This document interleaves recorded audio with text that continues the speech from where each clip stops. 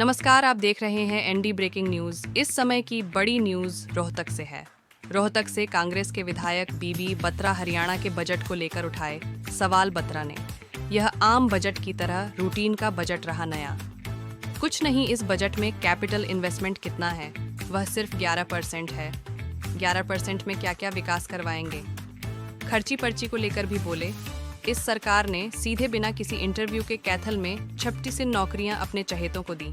ये खर्ची पर्ची की बात करते हैं। इस सरकार में अटैची चलती है।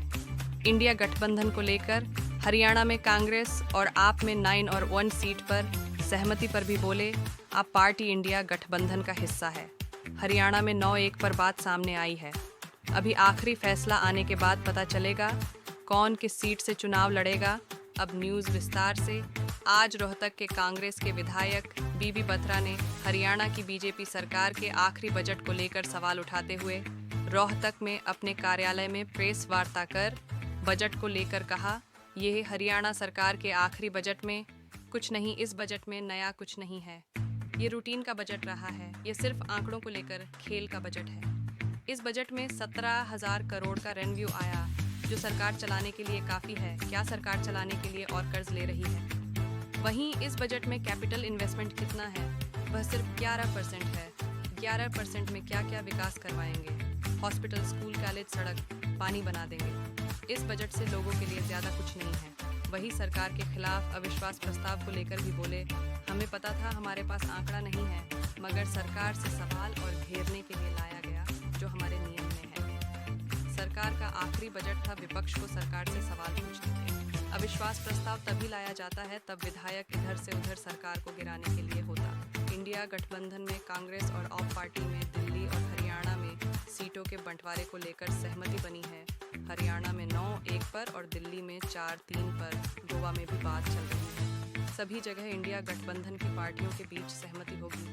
नीतीश कुमार पलटू होने से कोई फर्क नहीं पड़ेगा। अभी क्या निर्णय लिया जाएगा वह बाद में पता चलेगा। पंजाब कांग्रेस अब भी नहीं मान रही है, वहीं भी सहमति बन जाएगी।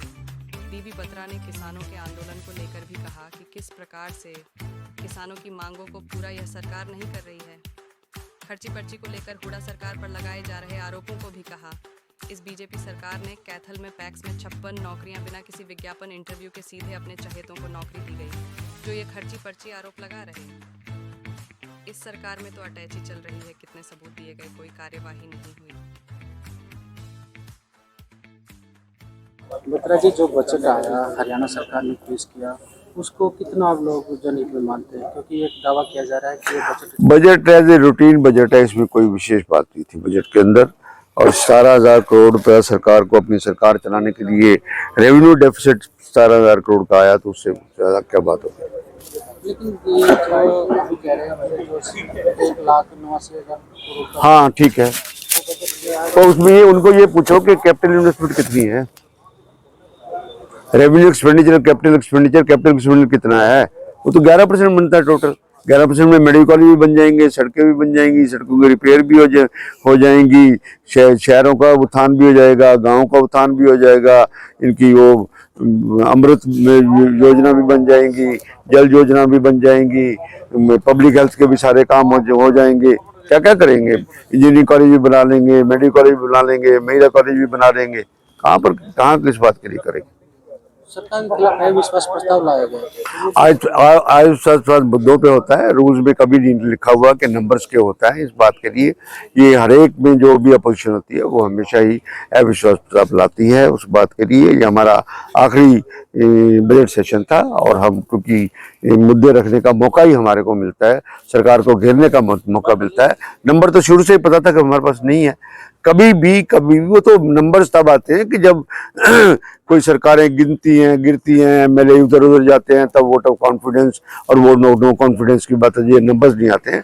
ये हमारे रूल्स के अंदर है, उसमें हम ला सकते हैं उस बात के लिए, और किसी भी इशू पे नो कॉन्फिडेंस ला सकते हैं। लेकिन जो खर्ची पर्ची का जो आरोप लगा रहे हैं, इसको मुद्दा बना रही है 56 मैंने विधानसभा में कहा कि 56 नौकरियां पैक्स में अपना कैथल में दी गई।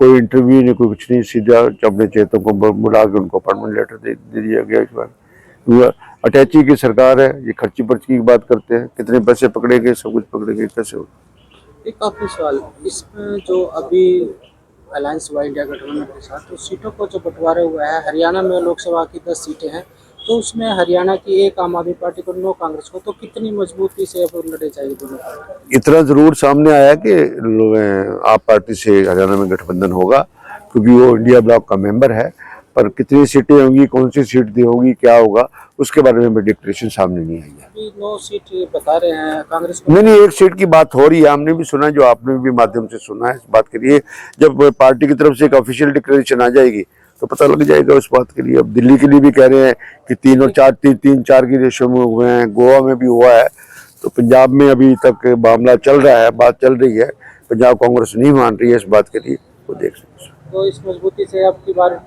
टक्कर दे पाएंगे? इंडिया ब्लॉक में नीतीश कुमार पलटूराम जरूर चलेंगे, पर इंडिया ब्लॉक फिर भी पूरी अपनी हिम्मत करेगा, सब कुछ करेगा।